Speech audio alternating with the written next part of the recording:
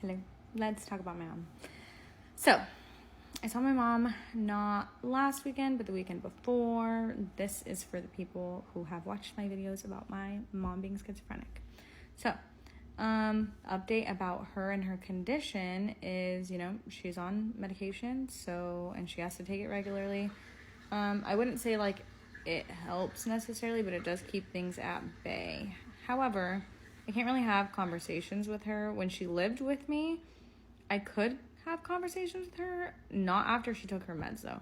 After she took her meds, it'd be very difficult because she would either just slur or she would stand there, or sometimes she would stand there and she'd have like a tremor in her hand or her foot, or there was even a time where her medication dose was probably too high and the side effects caused her to projectile vomit, like things like that. So she's not experiencing that.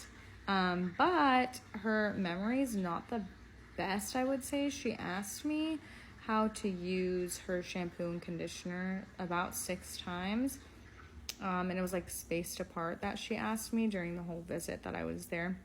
So I'm definitely going to ask them some questions about the medication she's taking and stuff like that. And maybe also just see if they've noticed anything. I don't really get updates from them. I have to call and ask, which can be hard. It's mentally taxing and a little draining and makes me sad. But regardless of what's going on in my life, I do my best to advocate for her and her mental health.